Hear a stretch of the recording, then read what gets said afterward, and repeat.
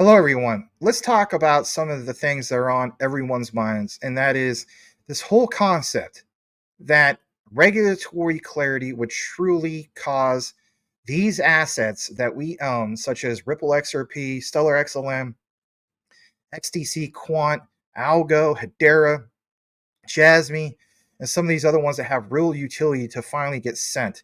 People have stated that. If anything, are they backing it up with some examples to really pound that home? Well, I'm going to present my hypothesis with real actual data and findings with my research to pound it all home. And more importantly, some recent findings. Yes, things that are recent that really matter to not only just connect it all, but again, give you a broader picture of where this is all going. So, this is my in depth, comprehensive report in regards to regulatory clarity and where we could go here in the near future. Smash that like if you haven't done so already. Again, you know the drills. Consider sticking to the end of the outline. Watching 2x speed, don't have all the time in the world. And more importantly, there is chapters. Let's jump right into why all this matters. Here we go. First thing we're going to get into is this gentleman. He is the CEO over at Bored Apes Yachts Club. Now you may be wondering, what? Why report on that? Well, Stellar basically reshare this. And as you know, a lot of things going on in regards to Meridian, and that's kind of wrapped up right now. But his opinion, I think, pounds home a lot of things. And I'll share with you why this matters. This was reposted 5 days ago from Stellar. Listen to this. We'll come right back here in just a moment. Here we go.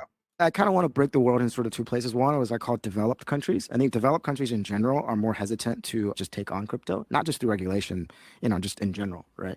But developing countries or emerging economies, I would say, are much more open, right? Because I compare to China, people don't really use PC that much. They're on phones, right? Why? Because they skipped the PC phase, right? People in Africa now aren't really using banks. They go straight to their crypto wallet. It's changing, but things may move faster, I think, in the emerging economies and the developing economies, especially on sort of like use cases vis-a-vis the more developed. So emerging economies and developing countries and so on. Listen to this for a moment. I'm going to take you to this other key finding I have for you guys. So I'm going to share this on the screen, and I want you to see this because you guys need to know some of the difference. I mean, some people do, some people don't. We all learn however way we learn. But basically, as of January 2024, the UN, United Nations, classifies 37 countries as developed countries. Of course, 31 are in Europe, and there's a huge list here in regards to Austria, Belgium, Bulgaria, and so on. 2, of course, are in North America. Obviously, the ones that stand out are the United States and Canada. But even in the Pacific and Asia, we have 4 countries: Australia, Japan, South Korea, and New Zealand.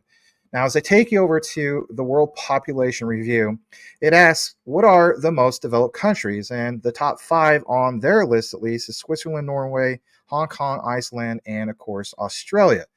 Now, the reason why I'm pointing out some of these other things is I want to share some more data with you, and this comes from Triple-A. If you weren't aware of it, out of roughly, 7 to 8 billion people in the world, currently speaking, 562 of that, 562 million, I should say, people across the globe now own crypto, give or take.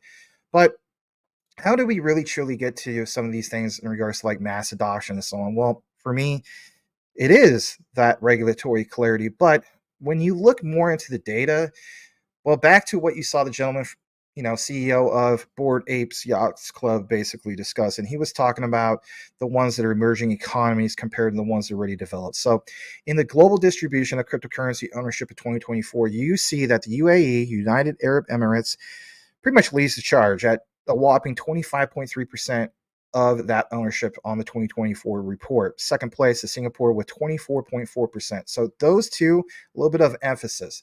And of course, here in the United States, only about 15.5%. It honestly feels like it's a lot lower than that, does it not? Like, you talk to people about crypto, maybe they heard about Bitcoin, but they sure as the heck haven't heard most likely about some of these other ones that have real utility. Now, to take you to the other key thing, this comes from security.org, and it says, basically speaking, that because Bitcoin is the original cryptocurrency launched in 2009, it maintains over 50% of the crypto market share by market capitalization. But of course, there's, other cryptos that are emerging, okay? And when asked, basically, what are the most popular cryptocurrencies in 2024? Well, BTC still stands out at 76%. ETH still has its dominance at 54% and so on. But again, I want you guys to understand the growth from 2022 to 2024, and there's going to be some that even dropped here, okay? And maybe people think this is FUD. Again, I'm not trying to create FUD. I'm just trying to show you some real data. So Stellar XLM back in 2022 was at 16%. Now it's at roughly 12%. Now, again, this is a report that was probably a little bit before things like Meridian. But again, I want to point some of this out. So Stellar at 12%, Ripple XRP at 9%, Ripple was at 6% back in 2022, and Stellar was at 16% back in 2022. Okay. As I take you over to here, what I want to point out is some of these other things in regards to economic growth, okay? And some of these other statements in regards to it's not hard to see which nations have made sustainable plans for the long haul and which ones bet their economic futures on a single commodity. Okay, we were seeing examples in regards to this, like with El Salvador. But again, single commodity. It'll be interesting to see how they are all faring 10 years from now. This is from gfmeg.com on the citation. More importantly, I want to put some emphasis on Guyana. Okay. So last election year, 2020. Okay. Also keep in mind previous Bitcoin halvings and so on, right? So you saw Guyana at 43.48. Okay. And for example, you see them in 2021 take a big, huge dip. But by 2024, they rebounded to 33.895. Okay. Now, check this out. If you weren't aware of it, you can get, some of this exchange from Guyana to Stellar XLM. Interesting to see some of the terminology here, because if you go to simlix.com, it states that you can simply click buy or sell an exchange to initiate a trade in Guyana with MasterCard through a safe and secure marketplace. Again, what did we recently see in regards to MasterCard and Stellar, the key partnership, right? And if anything, pound that home at Meridian 2024. But again, Guyana, and more importantly, if you were to go here, you see it plain as day. Guyanese dollar, and again, having that swapped over to Stellar. Again, when we talk about, for example, bridge currencies, well, that's worth pointing out, okay? And this is a platform that a lot of people use. I might not use it, but again, emerging economies may very well use it. As I take you to this other thing, we'll come back here later when it comes to Palau. Actually, we'll do it right now, excuse me. Palau back last election year of 2020 was at a negative 7.04%. Now, for you guys who have been following Palau really closely, the significance here is, remember their pilot program from Ripple? So look at this, okay? That jump, when that was first announced, was at 0.8%, or not 0.8%, but 0.8 on this particular, economic report of country's highest GDP growth. So this is, again, GDP growth at 0.8, okay? So again, keep in mind, last year, big report about Palau doing that pilot phase testing, if you will, with Ripple. All right, key partnership, and more importantly, Ripple XRP and so on. Right, so that was a big deal. And now you see in this report a big jump for them, 12.4. Okay, that's worth pointing out, and more importantly, it's also worth pointing out that emerging economies. Okay, so I want to show you some data, because when we get to that point where we need regulatory clarity, well, what about a country that has already been labeled as what, everybody? As basically a country that has already been developed, or more importantly, the most developed. Okay. Will the United States finally get back to some of the top five? Can we truly make America great again? I mean, this is on the topic of everybody. Don't matter who you're voting for. We all want these candidates to do what they said they're going to do. Okay. So, how can we see more of the underdeveloped countries or the developed countries? Like, what do we really have, and what can we compare it to? So, the other thing I want to jump over to is this, okay? And that is this whole topic of UAE, Singapore, maybe even Turkey. But when you see that the UAE, Singapore, and Turkey often rank high in crypto ownership, and it's due to a combination of factors, and it's due to including things like favorable regulatory environments. Think about it. The writing is on the wall, but again, a lot of times people aren't really understanding that. It's like, there's a reason why, for example, the UAE is very well off. There's a reason why Singapore is, and the UAE are so pro crypto or pro blockchain DLT. Okay. So these favorable regulatory environments, a tech-savvy population, and economic conditions that incentivize alternative investment opportunities, obviously like crypto. But more importantly is the emphasis on the particular case of Turkey.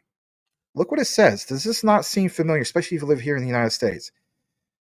Turkey has high inflation and currency devaluation. How many times have you seen people talk about the whole thing of, for example, the concept of what's going on here in the United States, high inflation and the threat of de-dollarization. Okay. This is something I'm wanting to point out to you guys because, again, I want to pound this home. To me, it's worth paying attention to. So the UAE stands out with its proactive approach to regulating crypto, and it is a hub for crypto businesses. But Singapore has strong financial literacy and tech infrastructure to contribute to high adoption rates. Again, that pathway forward for high adoption, mass adoption. Don't forget it, because here's a new recent report, and this is great news in my opinion. Singapore's DBS Bank integrates Ethereum-compatible tech for institutional finance. Max, why are you talking about Ethereum? I thought you were talking about all these other coins. Hear me out.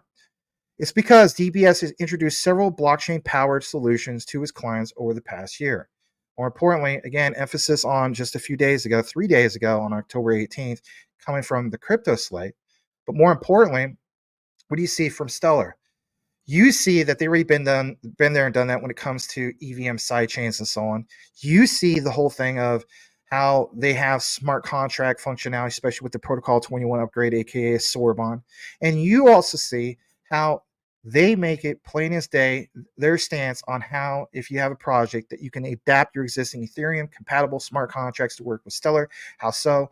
Through things like, for example, Soar and whatnot. And heck, it's not just Stellar, right? How many times do we see David Schwartz talk about Ripple and EVM sidechains, okay? And the importance of things like Axelar, bridges with interoperability. And as I take you to this next part, I want to pound this home because, again, we were talking about Singapore. So back to this October 18th, news publication, this time from the Crypto Gateway. Singapore DBS launches new tokenization services. Think about this, everybody. Singaporean banking giant DBS has introduced token services for institutional customers, yes, institutional customers, to simplify tokenization operations via smart contracts. Okay, I can respect that Stellar really took the time to build all this out and roll it out. And it's not fully rolled out yet in regards to the Soar Protocol 21 upgrade, right? There's different phases, and we've been there and done that. But I think that's going to be the next big thing after Meridian. I'm just going to call it in regards to that. Let's take you to this next part. I want you guys to understand that there is, roughly 15 crypto coins making waves, of course, in what? Another area of emphasis. Developed countries, the United Arab Emirates, and more importantly, emphasis on what? XRP for a moment. Because, as we know, XRP is a digital asset designed for facilitating seamless cross-border payments. We've been there and done this when it comes to some of these statements, but financial institutions will truly leverage XRP to settle transactions quickly and cost effectively. Now, in another deep dive, I'm going to address some of you guys' concerns that you have in the comments. Don't do it all the time, but it's on the minds of everybody. And people were pointing out the whole thing of, like, Max, I don't understand, if there's all the stable coins and so on, then what would be the need for the underlying asset, the native assets and so on? I'm gonna get more into the weeds of that. I don't want to turn this into like a 3-hour video. So I'm going to come back to where we're going with this, and that is understand the UAE's vision for a global financial hub aligns with what, everybody? XRP's core functionality. Okay. More importantly, is understanding, and I'll share some of my keynotes, that with the UAE, they are in a strategic area, location, and more importantly, understand that them where they're located, well, it makes them an ideal hub for international trade and, of course, finance. XRP's ability to facilitate cross-border payments quickly and efficiently definitely aligns with the UAE's gold too, goal of becoming a global financial center. And since we mentioned gold, now for XDC, this is like a video that is going to include all these for a real key reason. So, for one, just in case you guys aren't aware of it, well, it's projects part of the ecosystem. Look what it says. Basically speaking, you have, you know, the whole concept of Dubai Multi Commodity Center, DMCC, and I reported this in the past a couple years ago. Partner with ComTech Gold to enable blockchain-based trading of physical gold bars. More importantly, ComTech will deposit physical gold bars in DMCC approved vaults, according to announcement.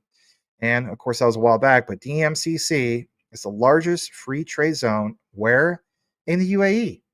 And these gold bar deposits will also be registered on TradeFlow. Remember how I showed you some examples, not just with TradeFlow, but Trade Trust? And of course, that's an online platform created by the DMCC to track the provenance of physical commodities kept in its vaults in the UAE. But most importantly, it's recognizing that the actual tokenization will happen with who? XDC blockchain network for the creation of ComTech Gold tokens, or CGO. So we already been there and done that. But again, emphasis on UAE. Now, this is where I want to put some real data and real history to you guys. I used to teach history. I'll never stop teaching history. I love it. Okay. So let's talk about financial history. All right. So if you did a search, it's debit cards. How long did it take debit cards to have, basically speaking, mass adoption? That's a great question. Debit cards saw widespread adoption primarily throughout the 1990s and the early 2000s after their initial introduction in the 1970s. Again, introduction in the 1970s, because I get it. Some of you guys have seen, for example, certain individuals, and I won't mention who this individual is, but some of you guys that have DM'd me about this, you know who I'm referring to, and nothing against this gentleman. You'll see some of the terminology about their stance on, like, it's going to take decades to build this out. Okay. Well, if anything, understand this. Understand that, yeah, it will take decades, but have we already built this out? And more importantly, check this out. Back to the topic, because it's this growth. Look what it says. After introduction in the 70s, with the growth in ATM networks, again, emphasis on the networks, not on the actual machine, okay? The networks. So with the growth in ATM networks, it significantly contributed to the increased usage. Think about that. You want to see utility in motion? This is a good example. It took several decades for them to become a mainstream payment method. But here's the thing. What was the factors that included adoption? And like it says, the rise of online shopping and the need for secure electronic payment methods further boosted debit card usage in the 90s and early 2000s. Why is that important? Again, mass adoption was when we saw a significant increase in debit card usage driven by the expansion of ATM networks. The point I'm trying to make to you guys before we continue with this outline, I know it's quite a bit to get into. Think about it. Don't overthink it about it. Bitcoin white papers introduced in 2009. We haven't accomplished, for example, the whole thing of regulatory clarity. But what have we seen in regards to the emergence of technologies, right? Whether it's Stellar, whether it's Ripple, whether it's things like Quant, Hedera, Algorand, heck, even within the last few years since 2021, things like JASMY. Again, it's the networks that were built, okay? So things have to always get built first, but more importantly, the networks are the key underlying factors to get to mass adoption. If it was referenced in the past in regards to the banking system, why would it be any bit different now? Now, some people say because this threatens the central banks and so on. But what do you see? The central banks are on board for a lot of these technologies, right? Let's jump over to this. Let's give you another example real quick, because I think this is definitely worth pointing out. This is from bnabankingsystems.com. All right, evolution of the ATM. I want to point this out. This is also going to pound home everything. So here you see the advent of the PIN, personal identification number. Nowadays, we all know that we cannot access your bank account through an ATM unless you have a personal identification number, a PIN. But that wasn't invented until 3 years after the first ATM appeared in London. Always love how these things appear in London. I mean, you want to say, people say that England, the UK is the financial, headquarters that powers everything. Look where we're at now, especially things like the quant network, right? But in 1970, James Goodfellow developed the PIN system, which allowed ATMs to become far less dependent on human bankers. Hence why ATM literally stands for automated teller machine. So there's history here, but I want you guys to understand, what do you see in regards to emphasis on, like Japan, for example, with my number card. Think about it, everybody. Or in Europe, for example, with digital IDs. I mean, again, think about it. So this, in my opinion, sometimes people just need to be reminded about some of these things. You may feel like you already know about this, but again, understand that, this is all worth pointing out, because when you see statements that today's ATMs, you can find them anywhere, and they don't necessarily need to be connected to the banks, but they offer a wide variety of services, and the technology is consistent and secure, making them invaluable even in an increasing cashless world. And more importantly, that more than 3 million ATMs in the world have they even accept Bitcoin. Again, what about when they start accepting Stellar? What about when they start accepting XRP?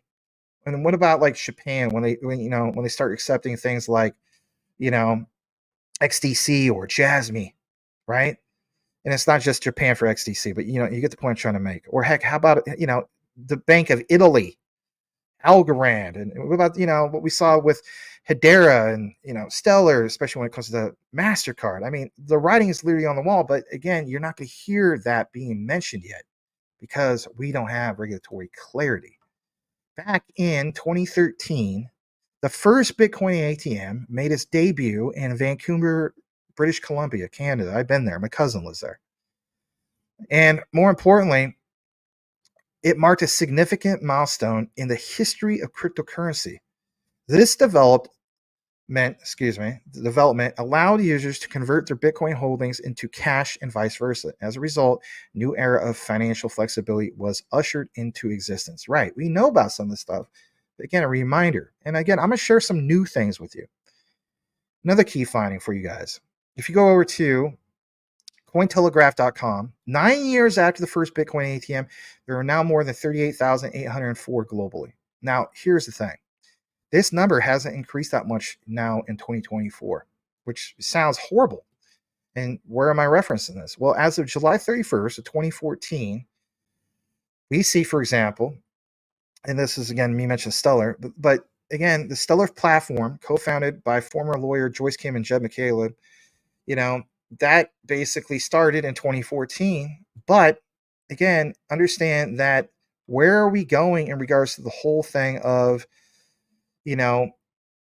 ATMs, and what about crypto ATMs? So this is where I'm going with this. I want to give you an example, MGI pilot demo, Monegram, because I want you guys to think about, the access points. There's more Monegram locations than BTC locations worldwide. Like, think over 400,000. Look at this pilot demo.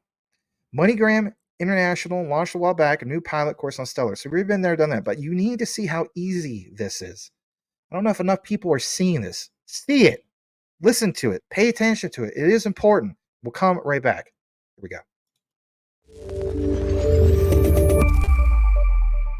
Hello. This is how we send gift cards and money all over the world with Tremendous. It's a platform that allows recipients to choose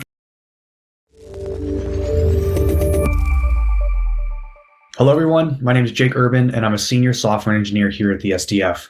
Today I'm going to show you how to cash in and cash out of USDC using MoneyGram and the Lobster wallet.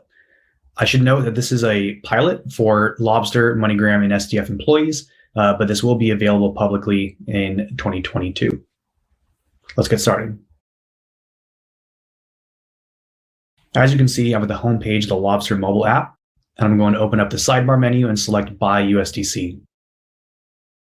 Lobster has now opened up a MoneyGram hosted deposit window, and I'm going to deposit $200 cash to get 200 USDC on Stellar. I'm currently in Minnesota, so I'll select that for the state.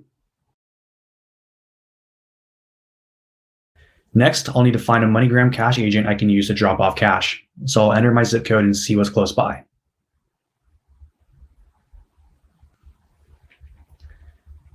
Looks like there's one about a mile away. MoneyGram is showing my details of my transaction, and since it all looks good, we're just going to continue. And now since I've already entered my KYC details in a prior transaction, MoneyGram allows me to update my address if necessary, but I don't have to here, so we're just going to keep moving. Now I need to enter my ID number, which will be checked by a MoneyGram agent when I arrive at the location to drop off cash. This is an important step because MoneyGram uses your ID to match with the transaction, so whenever you go to a MoneyGram location, make sure you bring your ID with you. And here's a summary of the transaction. You can see that I'll be providing cash and receiving 200 USDC on Stellar. This looks good, so I'm just going to submit the transaction. And we're done. Now I can go to the MoneyGram location I selected, show my ID, and drop off my cash. I'll see USDC in my wallet before I even leave the agent location. Okay. Now that we've deposited cash for USDC with MoneyGram, let's take a look at how withdrawing USDC for cash works. First, I'm going to go to the Assets menu and select USDC. I've already made a few deposits, so I have a balance. And below the Send and Receive options, you'll see that Lobster has Cash In and Cash Out with MoneyGram buttons. Let's cash out. Now we're going to withdraw or cash out $200 from my USDC balance, and we'll enter the state we'd like to pick up the cash.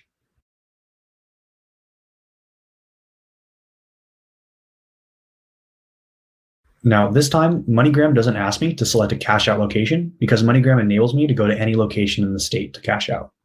The amount and fee look good there, so let's continue. My personal information also hasn't changed, so we'll move on from this screen as well. Now, all I have to do is enter my ID information. I'm sure you've noticed by now that the cash out experience is very similar to cash in.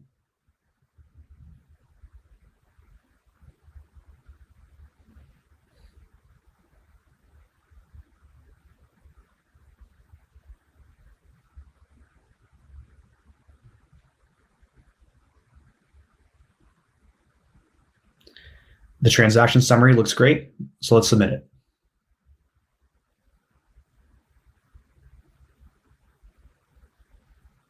Okay, MoneyGram is ready to receive my USDC, so let's close this window and send the funds. Once MoneyGram gets my USDC, which should take about 5 seconds, I'll get a reference number and I can take that to any cash out agent in the state.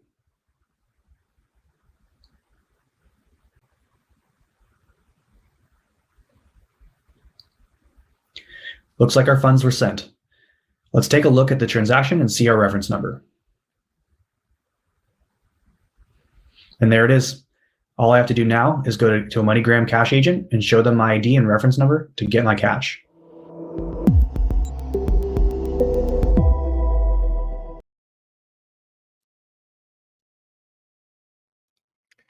And basically speaking, it is literally that simple.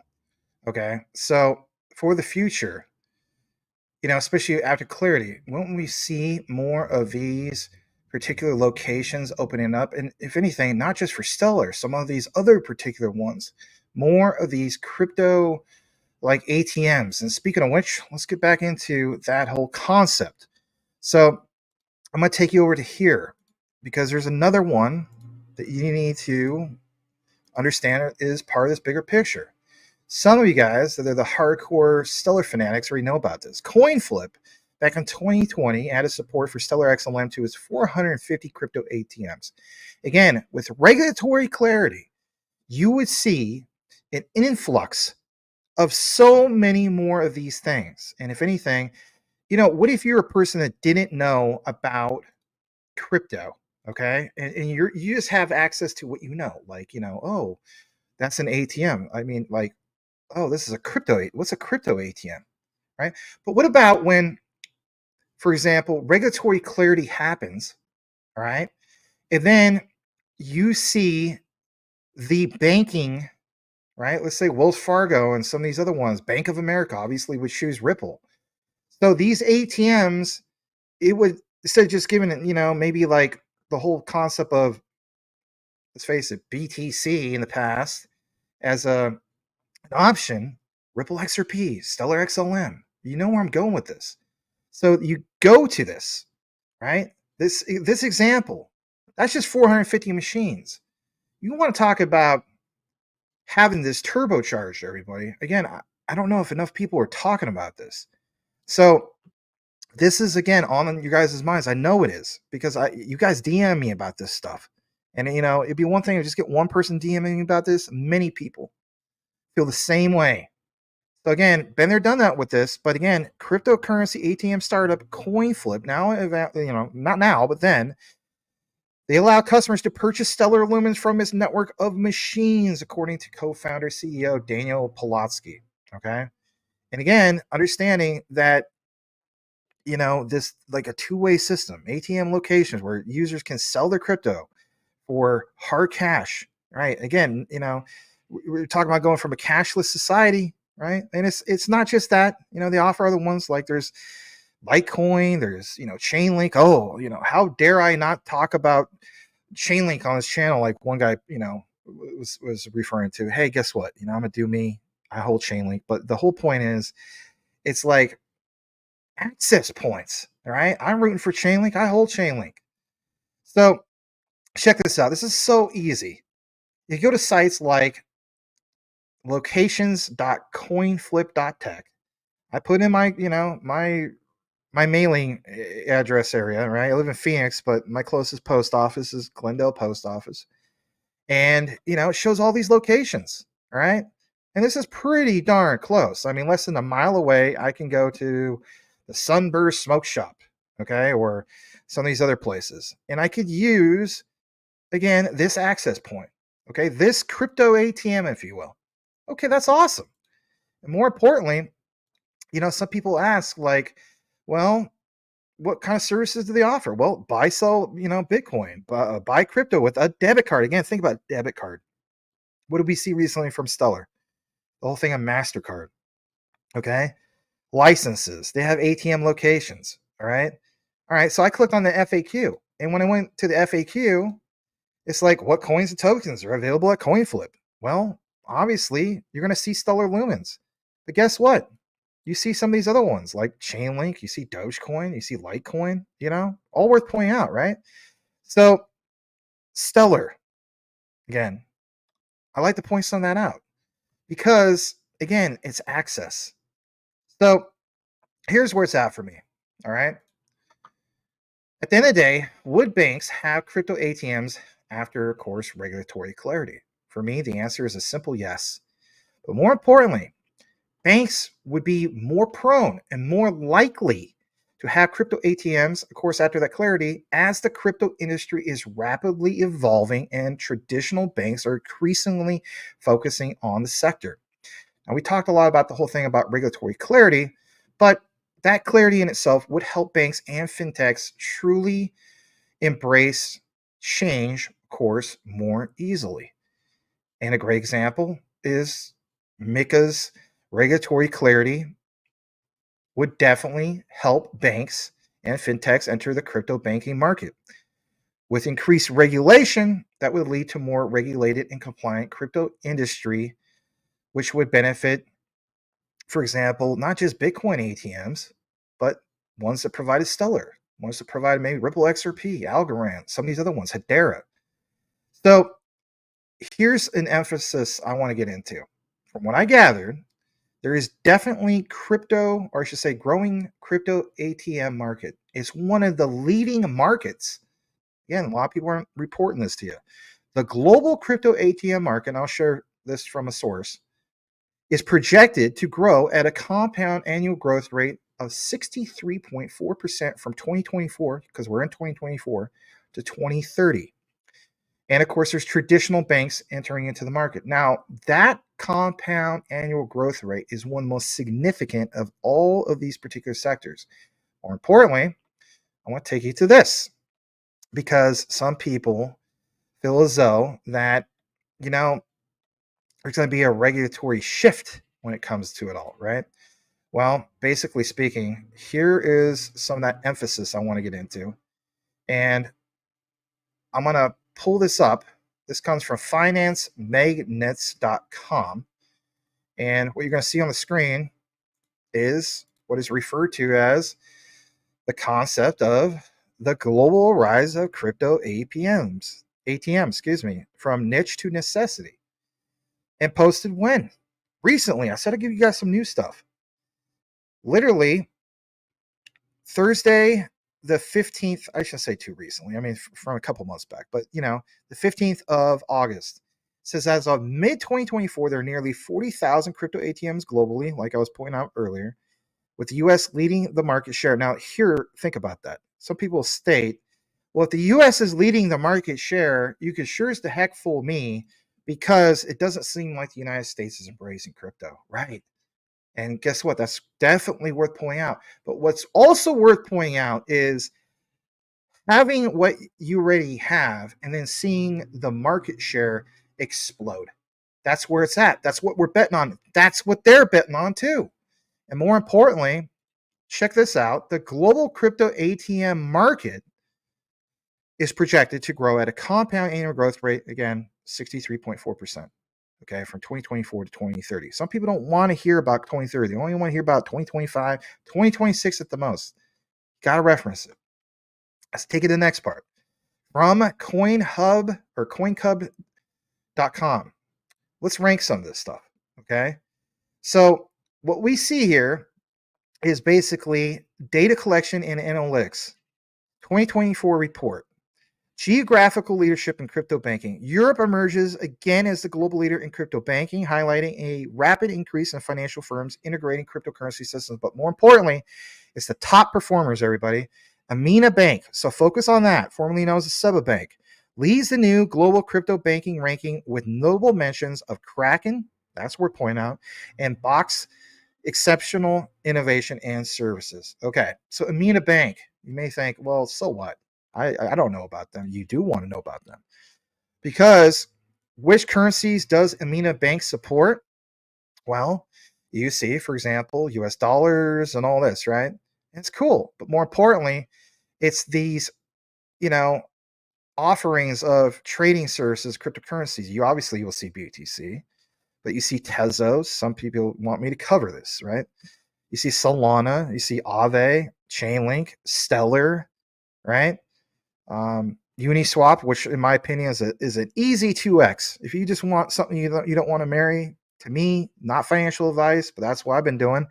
Uniswap is a simple, easy 2x. Get in, get out, or ride it higher if you choose to do so. Why? It's that V4. It's the Uniswap V4 contract. Research that if you choose to do so. Maybe I'll get more into it later. I talked about it in the live show in the past. But anyway, Ripple XRP is also on the list. You see Cardano. I have Cardano. I have Polygon. Again, those are on this list. So Amina, why is it so important? Well, again, it's the ones that are crypto friendly. So would we see in the future, and I want you guys to think about this, like banking to be online only, would that be the shift? To me, I think it's inevitable. Hear me out. If physical malls, okay, are becoming ghost towns, right? I live in Phoenix. There used to be a Metro Center, ghost town, right? You can't even go inside that place anymore, all right? So what is the new shift? Some people call this like a switch in itself. The new shift is virtual malls. And it's like the concept of like the metaverse and so on, metaverse malls. Then if that's the case, well, then wouldn't there be a shift when it comes to online only banking? I think the answer is yes. Check this out. I'll pull this up on your screen as well. And it basically says, will the bank of the future be online only? This is this comes from, ccgcatalyst.com. U.S. consumers' perception of the future of primary banking. Respondents were asked to select true or false for the following statement. In 5 years, most Americans will consider their primary bank to be one that is completely online, no physical branches or ATMs. Now think about that. 35% believe most Americans will not consider their primary bank to be one that is completely online, but 65% definitely will consider the primary bank to be one that is completely online. I mean, I rarely go to a branch, and I'm sure a lot of guys, you just use your app. All right. So with regulatory clarity, think about that. Just use your app. Then you see the options of Stellar XLM. You see the ones Ripple XRP. You see, again, I know the Algorand is so much bigger than Italy, but even with Italians, it's like Algorand, Japan, JASMY. I mean, you get the gist, right? Hedera. I mean, there's so many other examples. IOTA. I mean, there's so many examples, especially when it comes to the ones that incorporate ISO 222. But again, to me, all this simply makes sense. And more importantly, it's, again, banking on the future. So, I think all this is worth pointing out, but I want to take you to this next part because from what I gathered, the global crypto ATM market, that CAGR, compound annual growth rate, is 63.4% from 2024 to 2030. Well, what would be the top 5 crypto markets currently for CAGR? And more importantly, other than just global crypto ATM market? Great question. Let's take you to some more data. And if anything, I'll pull it up on your screen. This is from Investopedia, a good source for information. You can use that at the collegiate level. And basically what you see here, just in case you don't know about compound annual growth rate, it is, in fact, the rate of return that would require for an investment to grow from its beginning balance to its ending balance, okay? To its,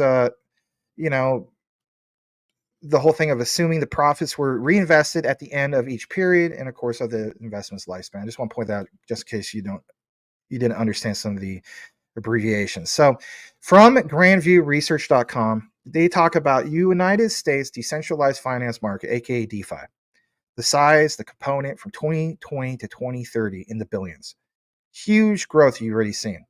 But again, emphasis not just so much on blockchain technology. How we talked about networks earlier.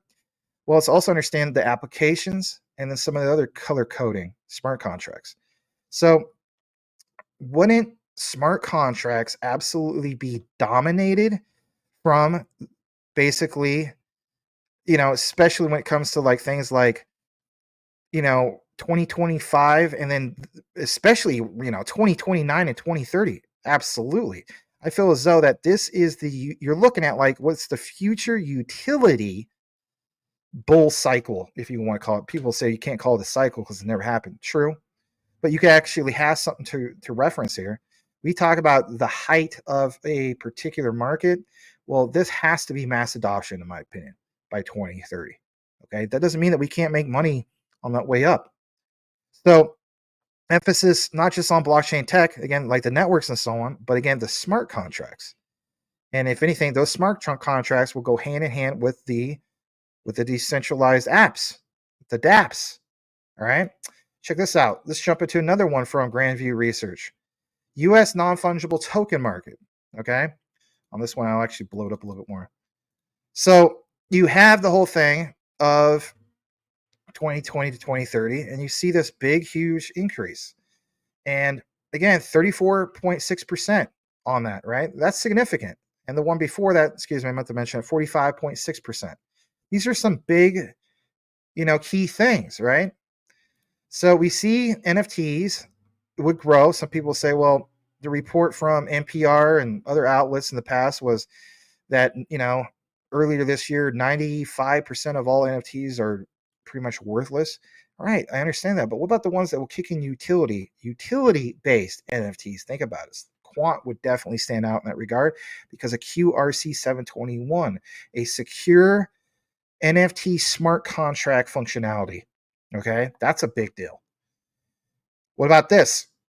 Metaverse market size. Back to the whole concept I was talking about earlier. 43.9% compound annual growth rate, CAGR, from 2024 to 2030 on these projections from GrandView Research. This, by the way, is a good site. I've used them even long before I got into blockchain, okay, and covering researching this stuff.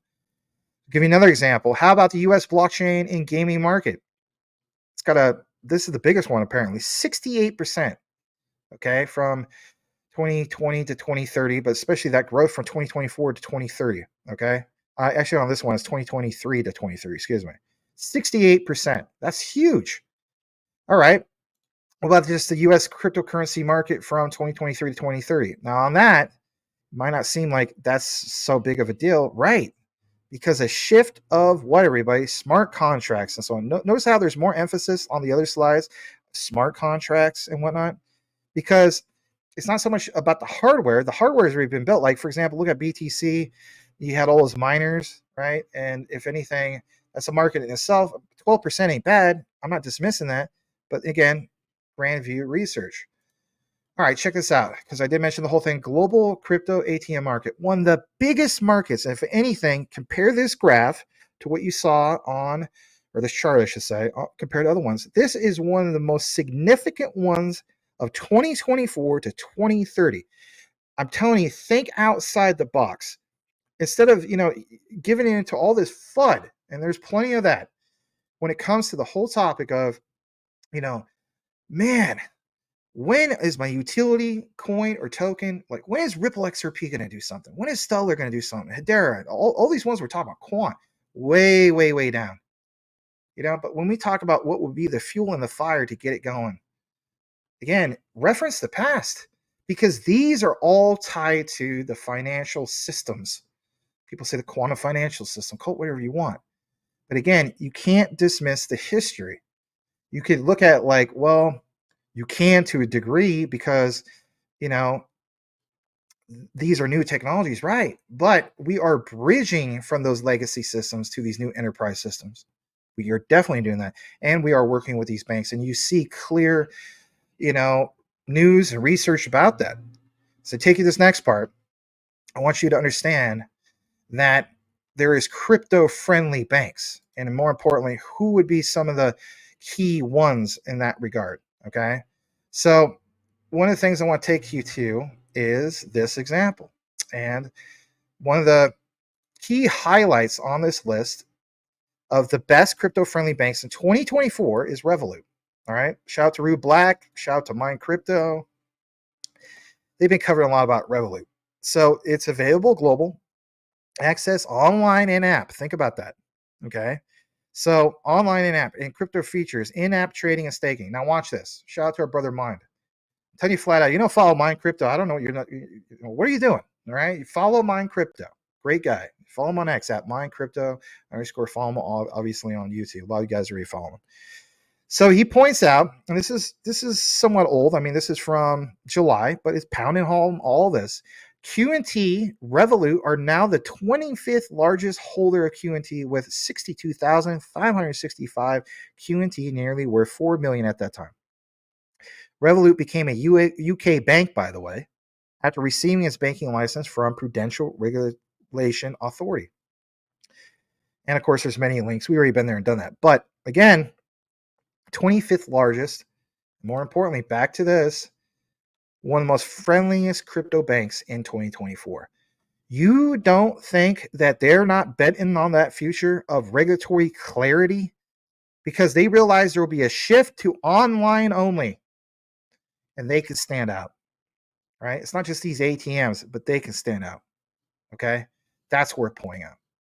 As I jump into this next part, I want you to understand some of the other ones. Because even with Stellar, there's Wyrex platform. Again, this is old, but it pounds home everything. Just because it's old doesn't mean that we can't reference it. Revolutionary partnership with XLM and the Wyrex platform. Why is this important?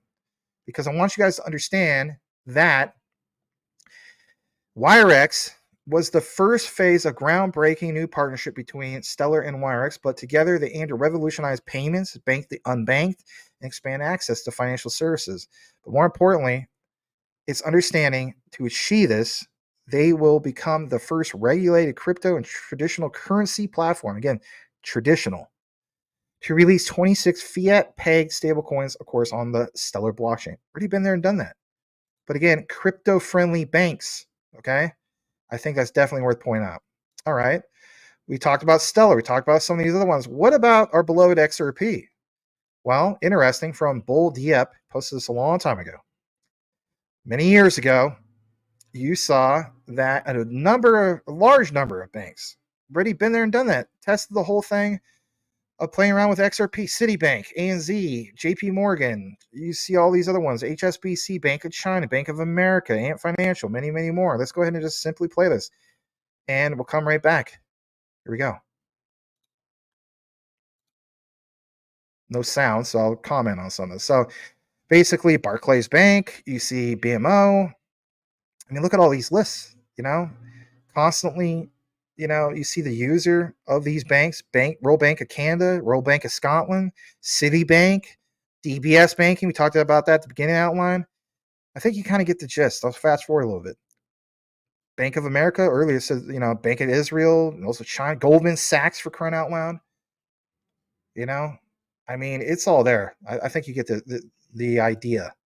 All right, how about one more example before I kick it into the next part? Okay, so again, from Mind Crypto, QNT, JP Morgan, Scott Lucas, Goldman Sachs, Oliver Harris, now Citi's David Cunningham, using the same word, quoting inflection point. All right, I'm not going to show that video, but again, emphasis on what? Below up on the other screen for you. And then we'll get to wrapping this up, because I know this is quite the deep dive. So the world of cross-border payments is at an inflection point. As the ecosystem is shaken up by the new competition and technologies, there will be inevitable winners, I should say, and losers. All players must remain nimble and adapt if they are to retain their market share and thrive. Think about emerging economies, like we pointed out before.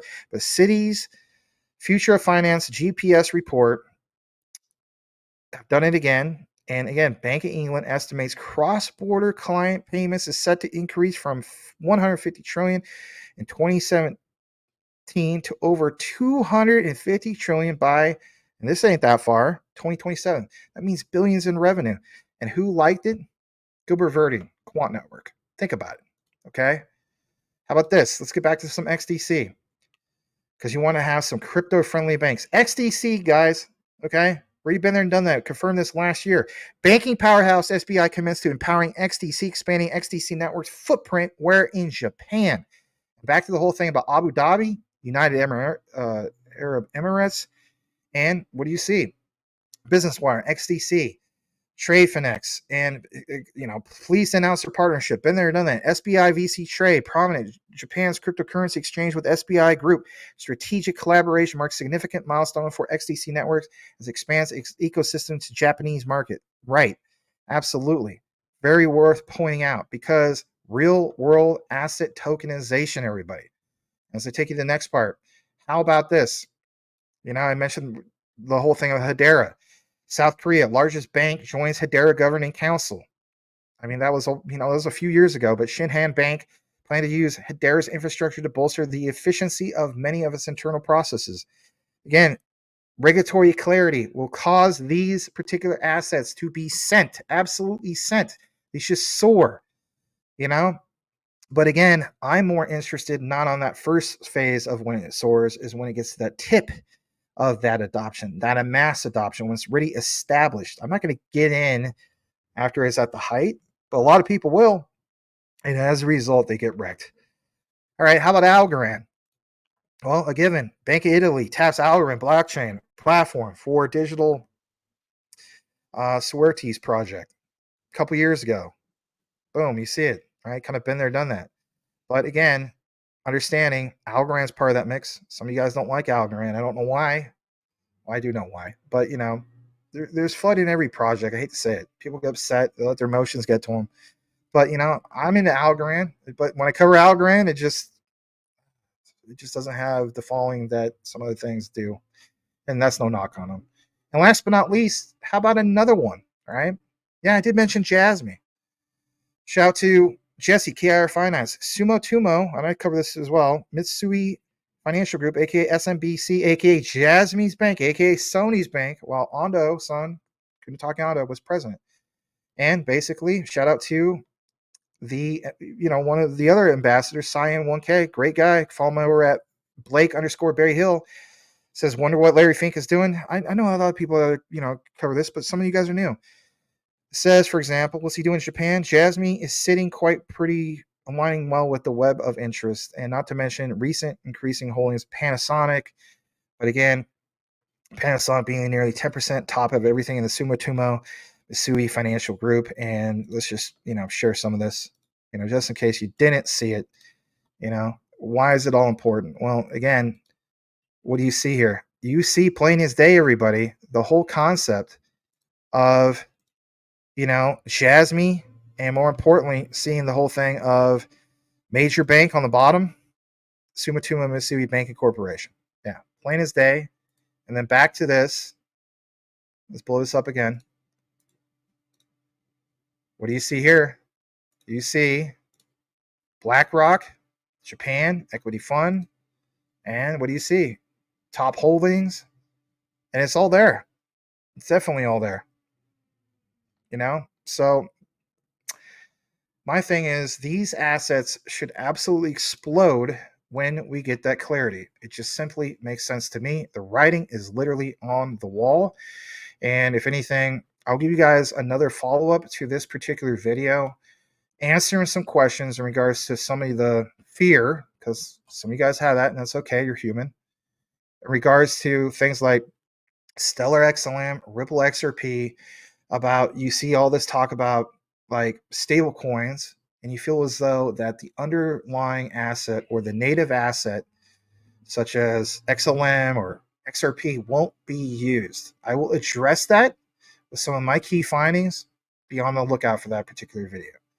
Thank you all for watching this particular presentation, if you want to call it that. Simply do me a favor, and that is, if you listen to the entire outline, type this into the comments, and that is ATM. And I'll know that you listen to the entire outline. I really appreciate you guys listening to these outlines. As the saying goes, know what you have, know why you hold it. The research trumps FUD 110%. We'll see you on the next one. If managing your crypto feels like solving a puzzle, it's time to switch to Decent Wallet. Say goodbye to complicated setups and hello to Decent Wallet, the hassle-free solution to your digital currency needs. With just a few taps, you can manage, track, and secure your crypto with unmatched ease. And here's the best part. Grab your Decent Wallet at a discounted price by using the referral link below. Don't miss out on making your crypto experience smoother and more secure.